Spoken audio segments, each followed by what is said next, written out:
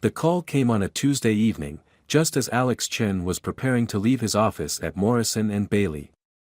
The autumn sun had already set behind Philadelphia's skyline, casting long shadows across his desk where case files lay scattered like fallen leaves. His Aunt Teresa's voice trembled on the other end of the line. "Your Uncle Howard, he's asking for you, Alex.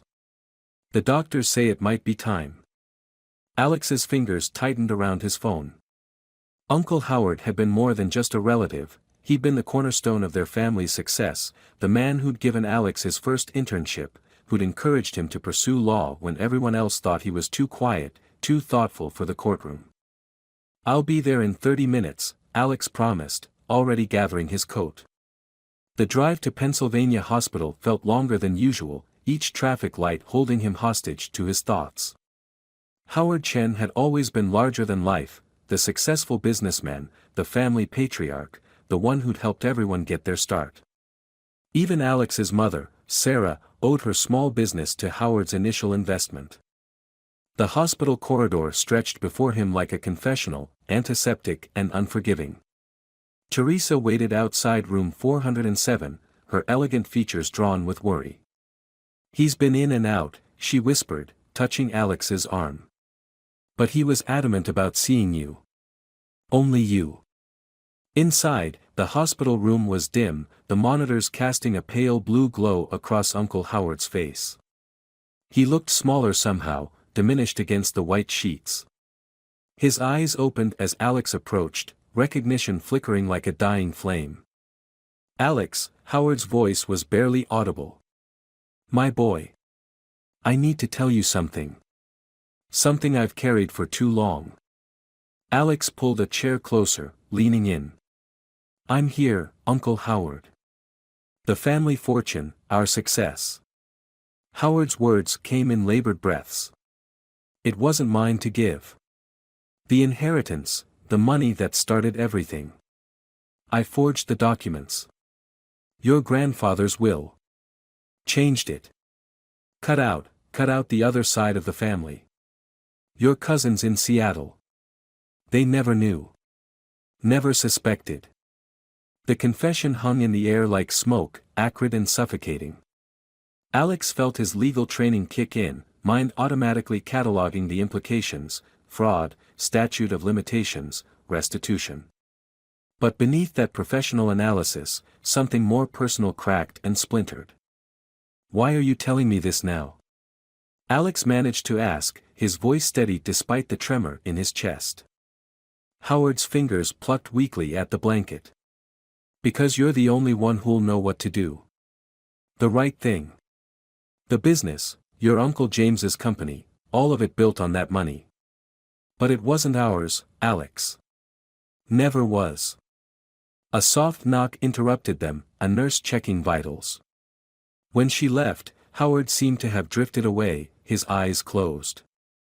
Alex sat there in the gathering darkness, the weight of this secret pressing against his shoulders like a lead vest. Outside the room, life in the hospital continued its rhythmic flow, nurses checking charts, families visiting loved ones, the quiet beeping of monitors marking time. Alex stood at the window, watching his reflection fragment against the city lights below. In his mind, he could see the branching paths before him, silence and complicity, or truth and destruction. His phone buzzed, a text from his Uncle James about the upcoming family business meeting. James, who'd built his construction empire from that initial investment. James, whose daughter was about to start college. James, who had no idea his success was built on quicksand.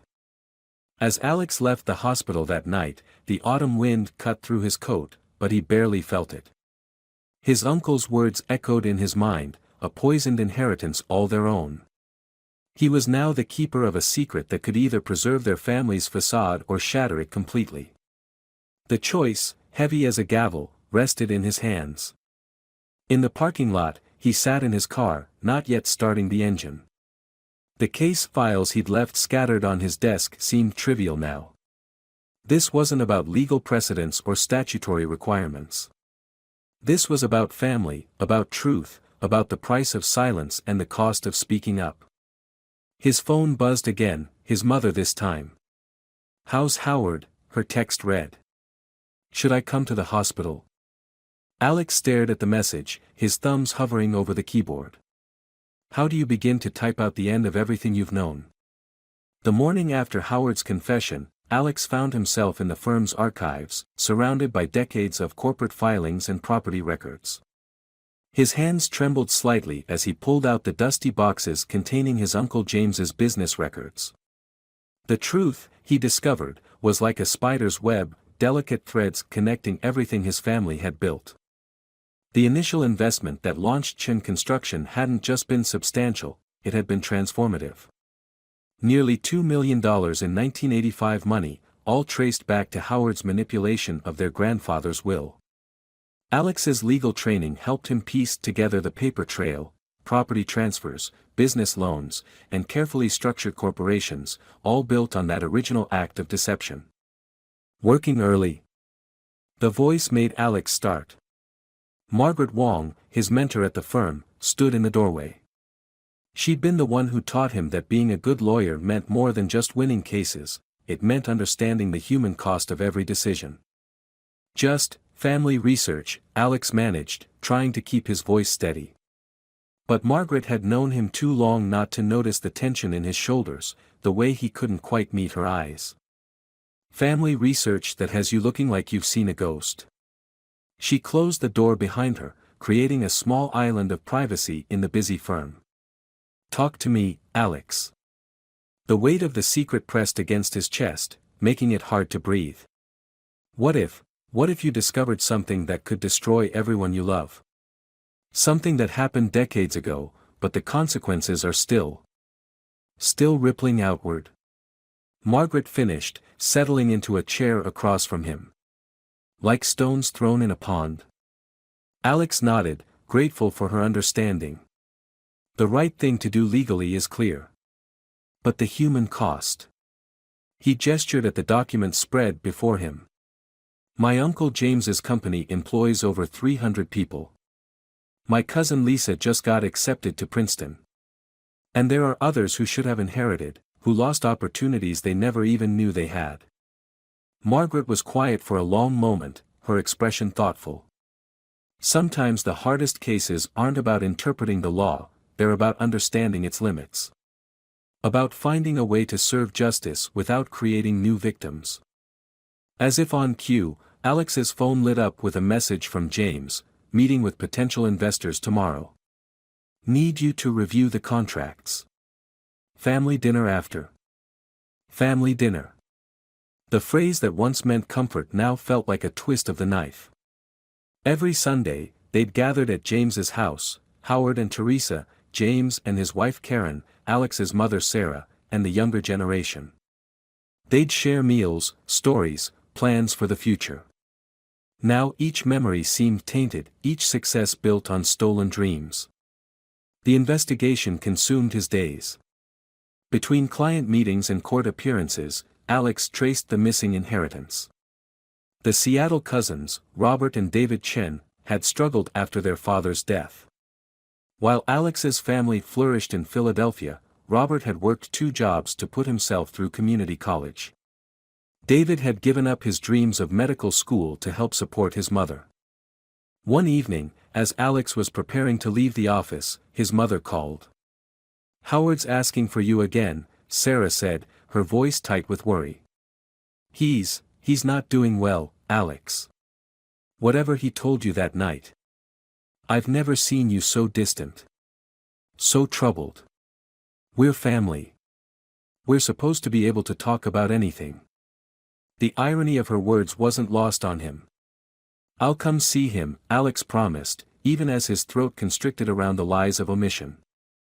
At the hospital, Howard was barely conscious, but his hand gripped Alex's with surprising strength. "Have you decided?" he whispered. "What you'll do?" I'm still trying to understand everything," Alex admitted. "The scope of it. The implications." Howard's eyes, clouded with medication and pain, fixed on him. "The truth, it's like a sword, isn't it? Cuts both ways. But keeping it buried, that cuts deeper. Cuts forever. As Alex left the hospital that night, a new email arrived from James's office.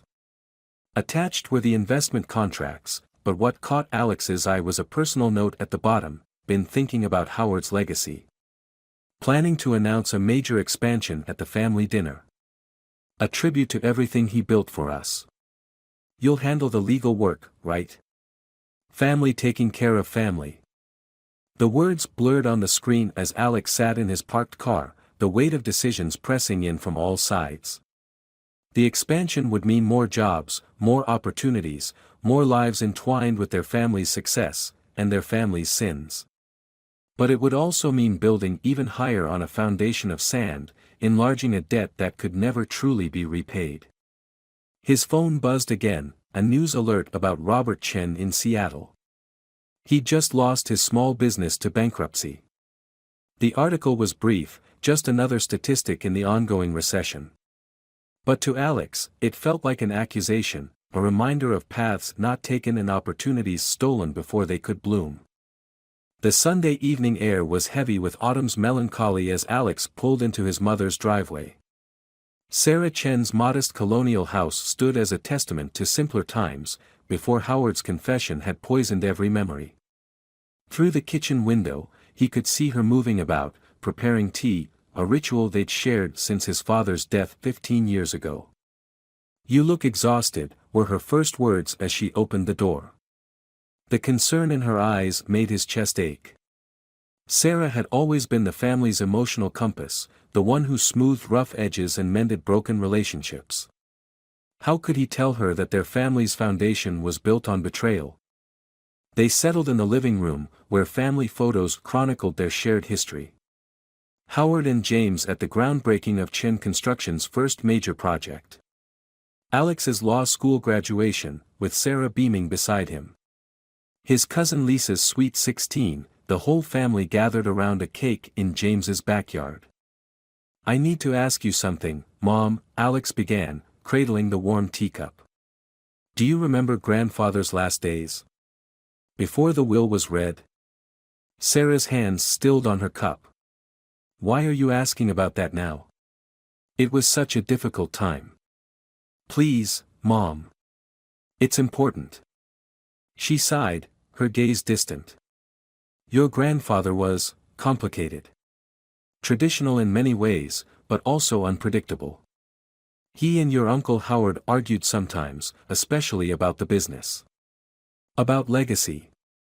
She paused, studying Alex's face.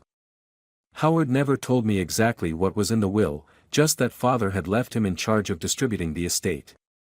Why are you bringing this up now?" The truth pressed against Alex's lips like a bitter pill. "Did you ever wonder about the Seattle cousins? Why they never contested the will?" "Alex." His mother's voice carried a warning. "Whatever Howard told you at the hospital, some things are better left in the past. Our family has worked too hard, built too much. Even if it was built on a lie." The words hung between them, heavy as storm clouds. Sarah set down her cup with deliberate care. "You're an attorney, Alex. You know how complex family matters can be. The choices we make to protect the people we love. Protect them from what, Mom? From the truth? From pain?"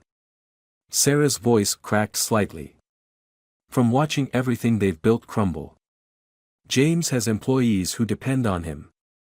Lisa's future, my business, everything we've achieved, it's all connected." Alex leaned forward. "But what about Robert and David? Their pain? Their lost opportunities? You think I haven't thought about them?" Sarah's eyes glistened. "Every Christmas card they send, every update about their struggles. But what good would the truth do now? It would only spread the pain, make more victims." The conversation circled like water down a drain, neither of them willing to face the full implications of what had been said, and what hadn't. As the evening deepened, Alex found himself studying his mother's face, seeing for the first time the fine lines of worry that years of keeping secrets had etched around her eyes. Later that night, unable to sleep, Alex drove to his office. The city was quieter at this hour, as if holding its breath.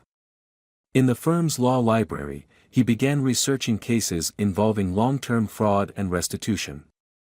The precedents were clear, but none of them captured the human complexity of his situation. His phone lit up with a text from James, "Contracts ready for review. Big announcement at next family dinner. Howard would be proud." Pride. The word echoed hollowly. What was pride worth when it was built on stolen dreams? Alex thought of Robert Chen's bankruptcy notice, of David's abandoned medical career. He thought of his own success, wondering how much of it was talent and how much was privilege bought with another family's inheritance. The next morning, Margaret found him still in the library, surrounded by legal texts and family documents. She took one look at his face and closed the door. "Have you slept?" she asked, though the answer was obvious. "I found something," Alex said, pushing a file toward her. "A way to possibly make restitution without destroying the business. But it would mean exposing everything. The fraud, the cover-up, all of it." Margaret sat beside him, her presence calm and steady. "And you're worried about more than just the legal implications." "My mother knows something, Margaret. Maybe not everything, but enough. She spent years protecting us from this truth. If I move forward..." He ran a hand through his disheveled hair. "The Seattle cousins deserve justice, but at what cost to the people I love?" "Sometimes," Margaret said quietly, "the kindest thing we can do is help people face the truth they've been running from. It's not about punishment, Alex. It's about healing, even if that healing has to begin with pain." As if to underscore her words, his phone buzzed with another message, this one from the hospital. Howard's condition had worsened. The doctors didn't expect him to last the week. Time, that most merciful and merciless of judges, was running out. Alex stared at the message, feeling the weight of generations of choices pressing down on him.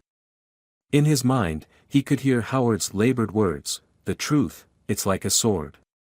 But perhaps it was more like surgery, painful, necessary, with the potential to either heal or harm depending on how skillfully it was wielded.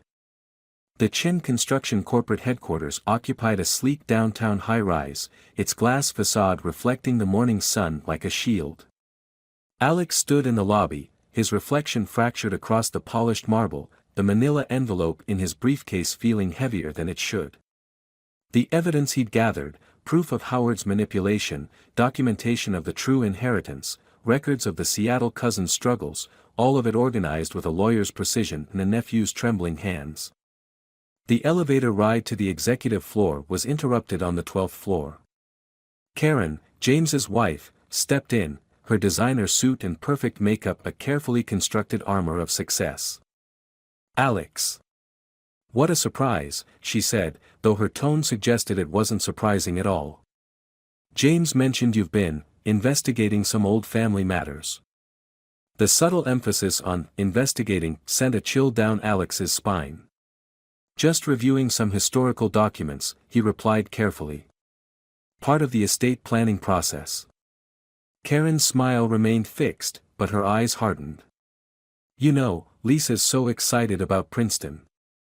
James is planning to announce a scholarship foundation at the family dinner, in Howard's name, of course. A way to share our family's success with the community." The irony was almost too much to bear. Before Alex could respond, the elevator doors opened to the executive floor. James's secretary greeted them with practiced efficiency, but Alex noticed her worried glance toward the closed office door. "He's been expecting you," she said softly. James Chen's office commanded a view of the city skyline, the empire he'd built spread out below like a concrete testament to ambition. He stood at the window, his back to the door, as Alex entered. "You know," James said without turning, "when I started this company, I had nothing but Howard's investment and a dream. 30 years of sweat and sacrifice. 300 families depend on us now. And you, Alex." He finally turned, his expression a mix of anger and disappointment. You're willing to risk all of that for what? Some misguided sense of justice? Alex set his briefcase on the conference table. How long have you known, Uncle James? Known what? That you've been digging through old records? That you've been asking questions about the Seattle cousins? That you've been making my investors nervous? James's voice rose with each question. Or are you asking if I knew about Howard's choices? Choices he made to protect this family's future. Protect? Alex's laugh was bitter. He stole their inheritance. We built everything, your company, Mom's business, my education, on money that should have gone to Robert and David. And what have they done with their lives? James slammed his hand on the desk. Robert couldn't even keep a small business afloat. David, well, not everyone is cut out for success. Howard made a choice to put the money where it would do the most good. That wasn't his choice to make. No. James walked to a wall of photographs, groundbreaking ceremonies, ribbon cuttings, charity events. Look at what we've built. The jobs we've created. The lives we've improved. You want to destroy all that for some abstract notion of justice? I want the truth to come out while we still have a chance to make it right, Alex countered. Before the expansion, before the scholarship foundation, before we build even more on this lie. James's laugh was cold. And how exactly do you plan to do that?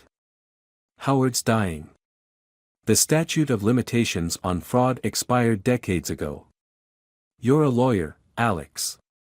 You should understand the concept of letting sleeping dogs lie. I've already drafted the restitution agreement.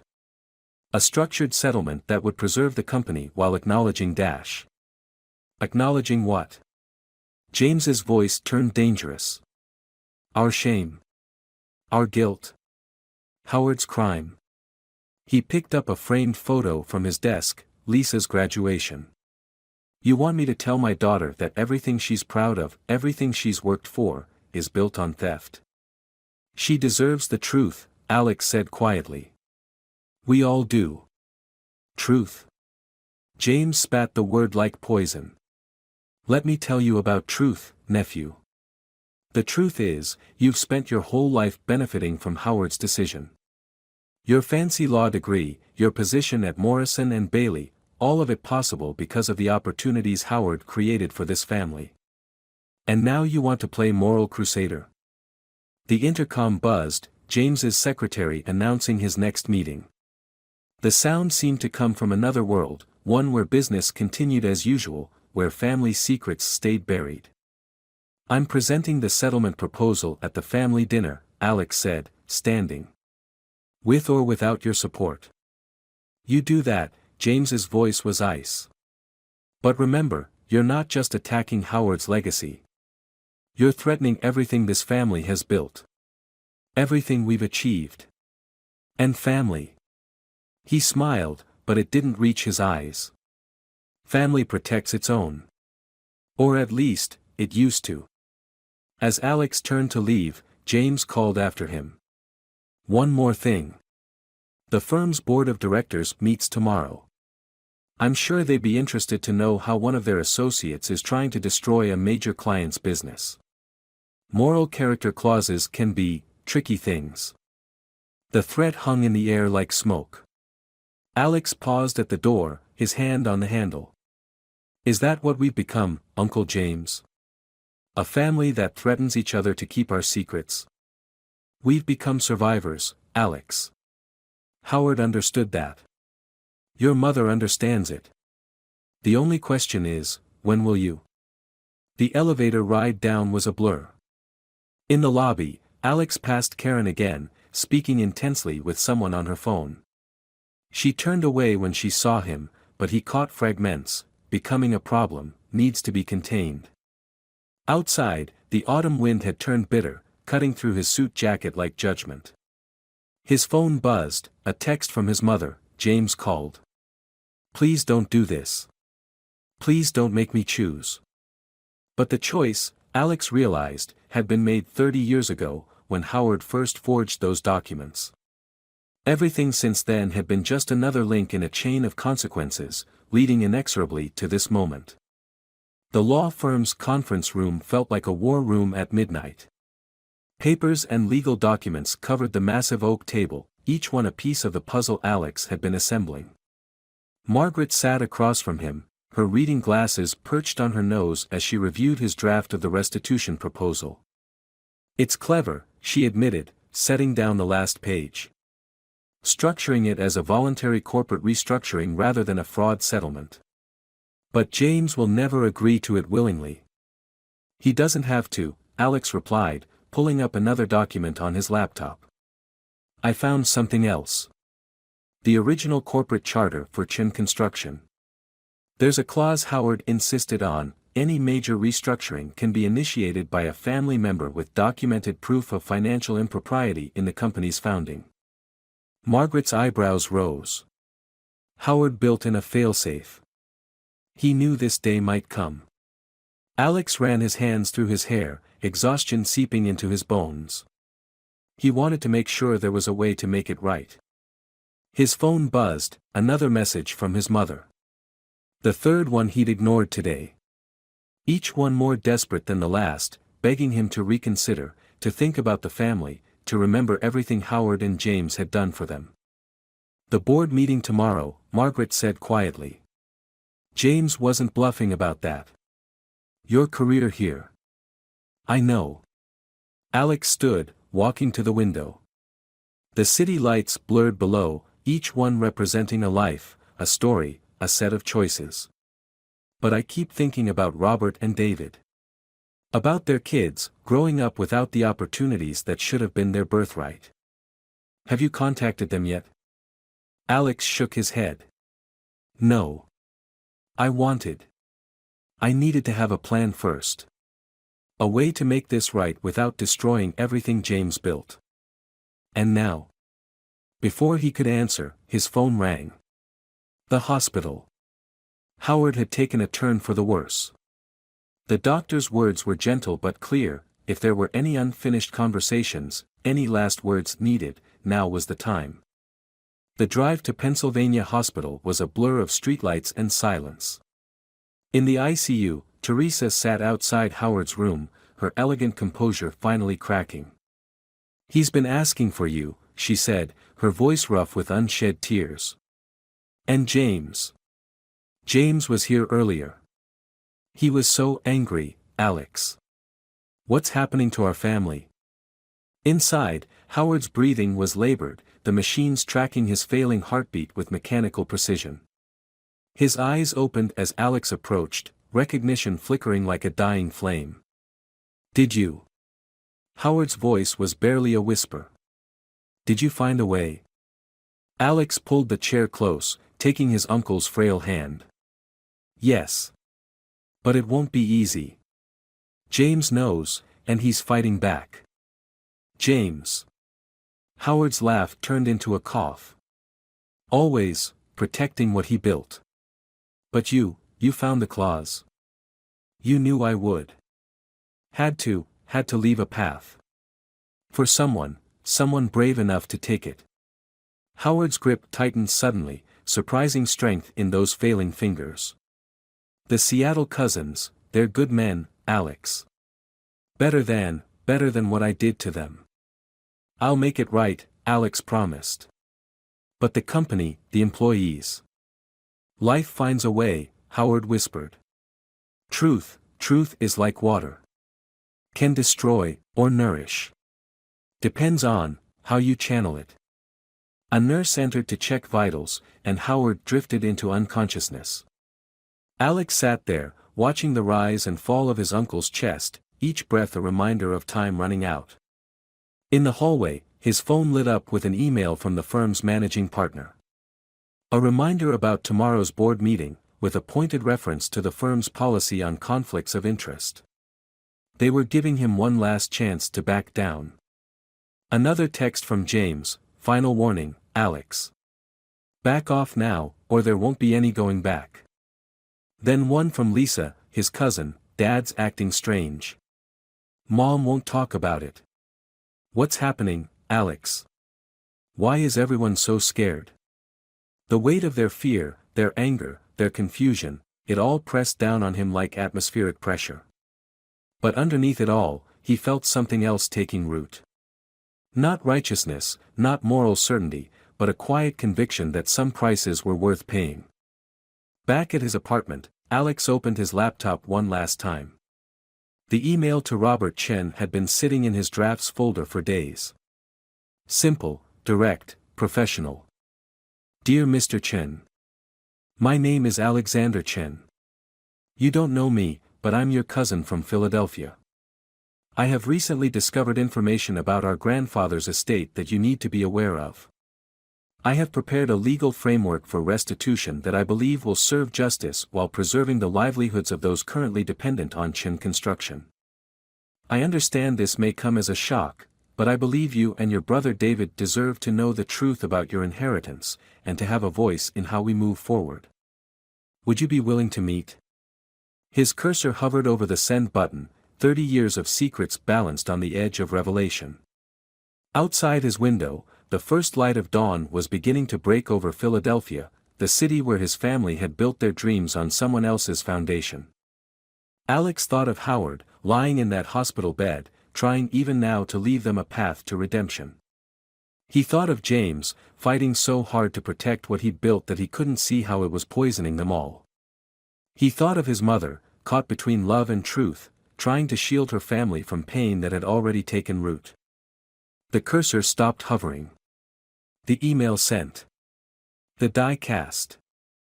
Now all that remained was to face the board, to face his family, to face the consequences of choosing truth over silence, justice over comfort, healing over the false peace of buried secrets.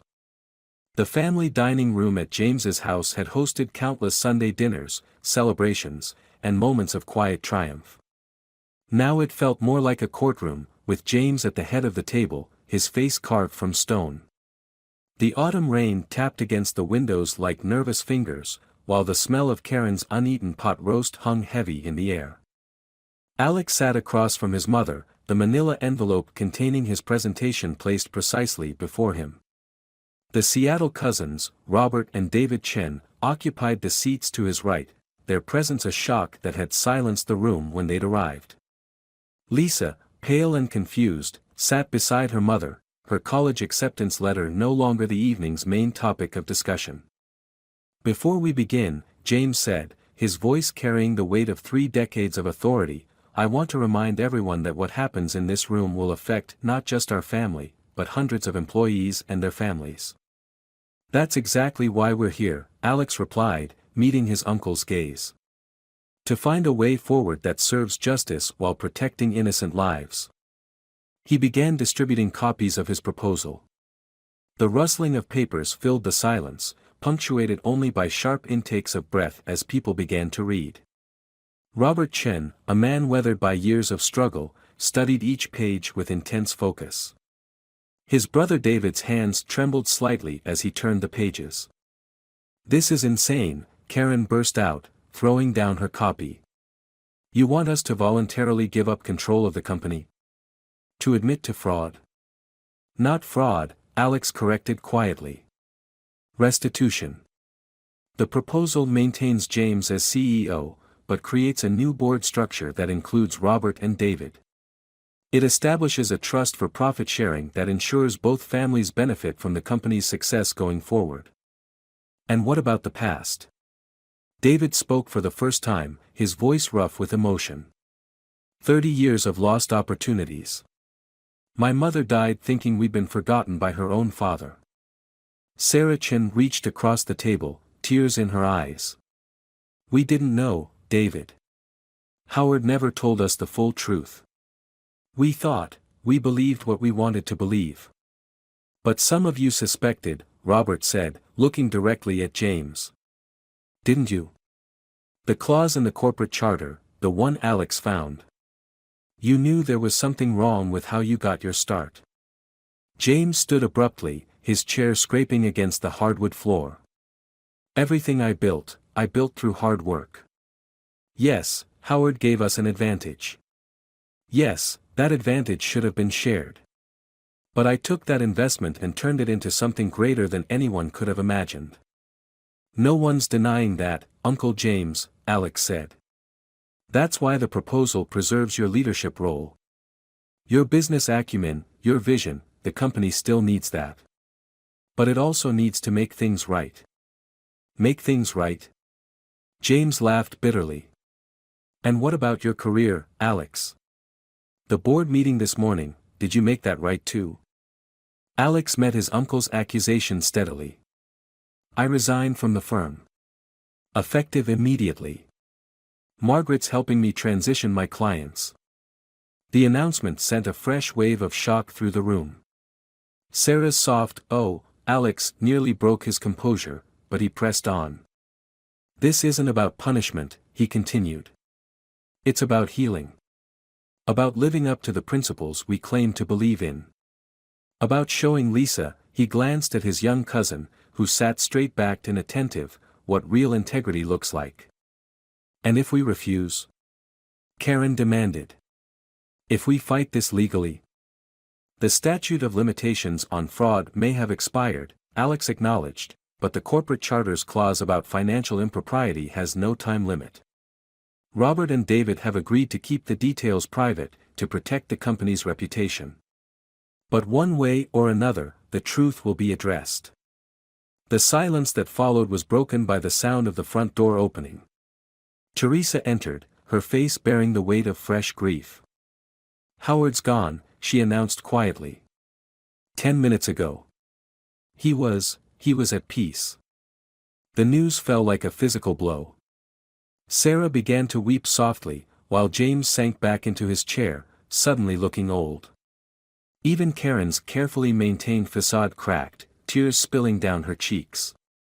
In that moment of shared loss, something shifted in the room.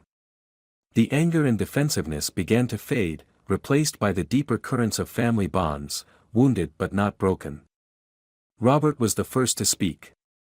I don't want to destroy what you've built, James. I just want my father's memory honored. My children deserve to know their grandfather wanted them to have a legacy too. The company can be stronger for this, David added. Two families working together, bringing new perspectives, new opportunities. Lisa stood up, her young face determined. Dad, you always taught me that Chen Construction was built on integrity. That's why I've been so proud to be part of this family. Maybe this is a chance to prove that's still true. James looked at his daughter for a long moment, then around the table at the faces of his extended family, both the familiar and the long estranged. Finally, his eyes met Alex's. You're right about one thing, he said quietly. Howard left us a path. Maybe it's time we took it. The discussion that followed lasted deep into the night. There were tears and recriminations, moments of bitter truth and tentative reconciliation. But slowly, piece by piece, a new foundation began to take shape. 3 months later, Chen Construction announced its restructuring at a private ceremony. The press release spoke of family reunification and expanded leadership, carefully omitting the deeper truths that had brought them to this point. Robert's business experience in sustainable building materials opened new markets for the company, while David's community connections helped secure contracts they might never have accessed before. Alex hung his own law shingle, specializing in corporate ethics and family business mediation. The journey had cost him a prestigious career track, but had given him something more valuable, the knowledge that even the hardest truths could lead to healing, if met with courage and compassion. At the next family's Sunday dinner, now hosted at a longer table with more chairs, Lisa announced her decision to minor in business ethics alongside her main studies. James, listening to his daughter speak passionately about corporate responsibility, caught Alex's eye across the table and nodded slowly, a gesture of understanding, of gratitude, of respect. And somewhere, Alex liked to think, Howard was finally at peace, knowing that his last act had been to give his family something more precious than wealth, the chance to choose truth over comfort, justice over power, and the hard path of redemption over the easy road of silence.